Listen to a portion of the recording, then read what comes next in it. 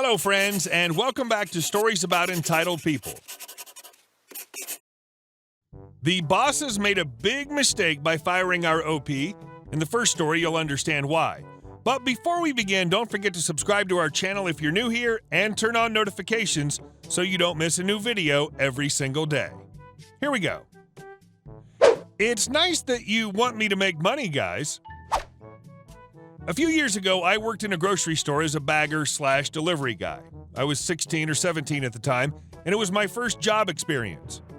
I was optimistic that if I volunteered for all the crap, sorting the empty bottles, emptying the can, machines, cleaning, etc., the staff would appreciate me and leave me an awkward, anxious teen alone.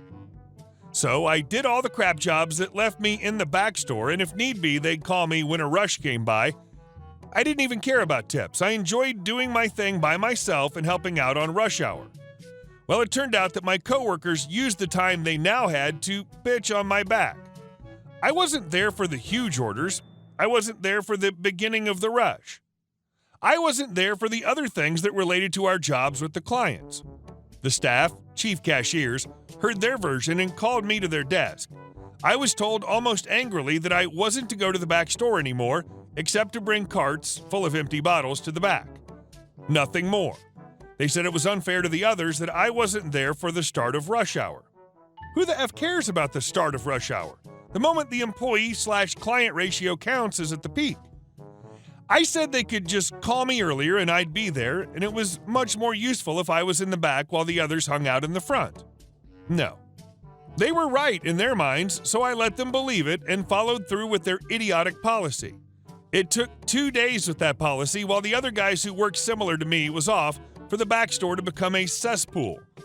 The back store was filled with empty beer bottles that weren't sorted and smelled like old beer.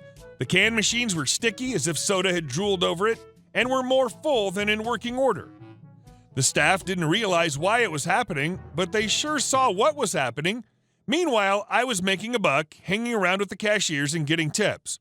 Great for the wallet, bad for the store. After a while, the pressure was too much and they bent. They called all the baggers and told that we had to participate in the back store cleaning. I asked if that included me. She didn't answer. But her nonverbal expression was enough for me to understand that I was even more hated. A few weeks later, the manager's nephew was hired. He was the laziest kid I met there, but it was clear he was to replace me and I'd be fired over some BS excuse. So I did my best and showed him all around the place, sorting the bottles, emptying the machines, cleaning, etc. He watched me do it and never cared a single second, even using his phone in my face as I spoke to him. So I resigned before I finished the training. I wouldn't be blamed for his laziness. From a friend who worked in a different department, the kid lasted because he was part of the manager's family. The back store became dirty again, and the pallets of bottles became a subject where all the baggers argued that, not me, someone else should do it. And our last story. Threaten my pregnant wife over parking? Enjoy your misdemeanor. This was last year. I just sold my home in my HOA. About 5 years ago, I bought a 1,500 square foot townhome condo in an up-and-coming town, right in the downtown area. This is a valuable property with home prices having increased 35% since I purchased.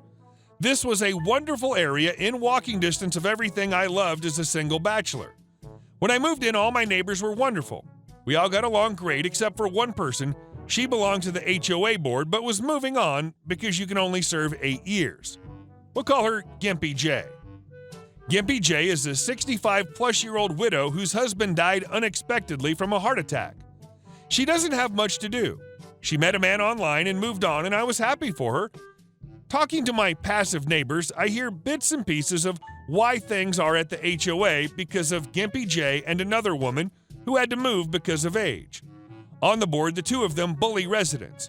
They changed the landscaping from mulch to pine needles. They stop upkeep on the pool deck because they hate kids. They reported one house for anything and everything because their kids were too loud. She bullied a woman with MS because Gimpy J was feeding feral cats to attract raccoons and possums near our homes, and animal control was called. Residents did not like her. I got married, and wife has been living with me for 2 years now. At this point, we're very happy. During this time, Gimpy J began spending more and more time with her new boyfriend. He lives about an hour away from our house in the country. She would initially spend the weekend, then a week there, until she began living there all the time with very little time spent here. Maybe 15 minutes to 2 hours a month would be at our complex. Now, at our complex, there's only one rule on parking. Each resident is entitled to 2 spots close to their building, but not necessarily in front of your unit, and there's no limit to parking spots you may occupy. Close to it is the key word. We have new folks on the board who are all under 40 years of age, and the place is starting to get spruced up. We have some friends over regularly, and they park in front of our unit. Gimpy J had 2 hip replacements done, and we'd not seen her in about 7 months. And our little area of the complex consists of 8 townhomes that face each other, 4 on one side, 4 on the other. There are 8 spots for 3 homes and a handicap spot for one of our neighbors. Gimpy J started coming back around in January for longer periods, a day on the weekend to go out downtown or visit friends.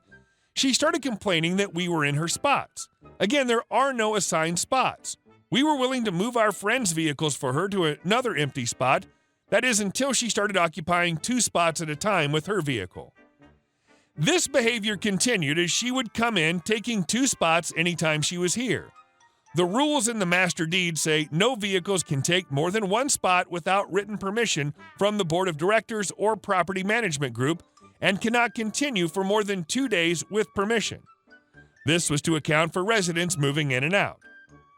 Suddenly that spring, my wife had a medical issue and was hospitalized for 4 days and on disability for 8 weeks. My mom was the only family member on both sides that had the capability of coming down to where we live to help us out. She drove down and we needed to occupy 3 spots.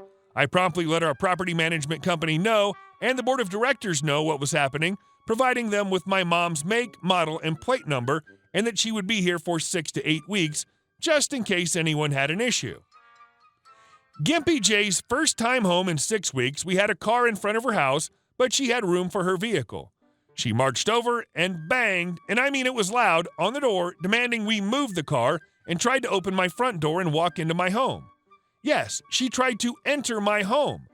It shook my dog, who peed herself, it was that loud, who in turn growled and chased her out. I promptly told her there was no assigned parking, and the rule is 1 car, 1 spot. We would move a car out of respect one last time and saw she occupied 2 spots with it, per usual.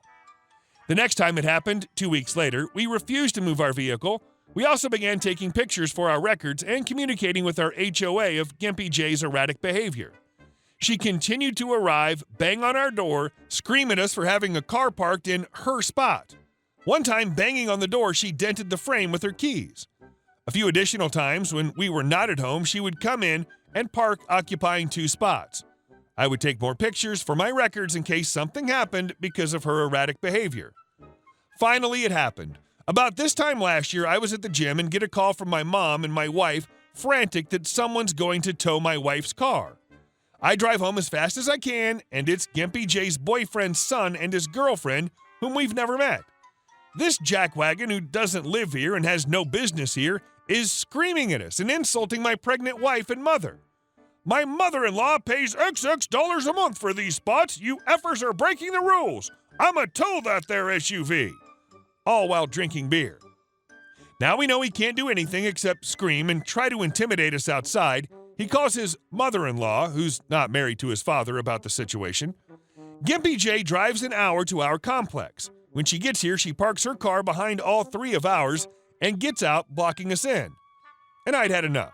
I quickly snap some pictures, I call the police. I will not feel unsafe or be harassed in my neighborhood by people who do not live there or are barely there. Gimpy J realizes I called the police and moves her car. I print out all my documentation, pictures, and communications from the HOA. I shower quickly because I'm disgusting from the gym and throw on a nice polo shirt and shorts. Pregnant wife sits in her rocking chair and my mother sits calmly at the kitchen table. The police arrive and we can see them hollering, waving arms wildly and screaming. The police come to the door and we kindly open up. Gimpy J tries to walk in before I block her and ask her to leave my property and invite the police officers inside. We apologize that we even have to call them over something so petty, but our neighbor is acting crazy and her behavior has been escalating. We explain what's happening, show them the communication from the HOA, show them pictures. The officer quickly had enough of these trash pieces of crap. He imposes a no trespass order on my porch and will not let her near my property. If she steps foot on our walkway, she's in violation of the order and will be arrested. We watch him go back out and explain calmly to her, and she starts screaming along with her boyfriend's kid and his girlfriend. This goes on for a while, and the officer calls for backup, and a second car arrives promptly. Gimpy J promptly declares it's her property too, she pays her fees, and that he can't do that because everything is community property outside of a home. She goes and marches up to my stoop, where he arrests her, charges her with disorderly conduct and harassment. The police then tell Gimpy J's boyfriend's son to go home. He gets in his truck with his trash girlfriend, and they drive off. As soon as he hits the road outside of our complex, the second police officer pulls him over for DUI. That's right, the drunk guy screaming at my wife and mother had been drinking the entire time and was loaded. Police couldn't do anything in the complex, but could when he hit the main road. Both of them were hauled off to jail, and we stopped hearing from them about parking.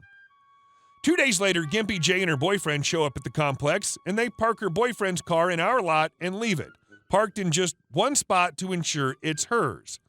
Well, they drive off, and we don't hear from them in a week, and no one's home. Since Gimpy J's boyfriend does not live here and his car is abandoned, I call the HOA to report it. They came and towed his SUV. Gimpy J put her house on the market 8 weeks later. Hey guys, thank you all for watching the video.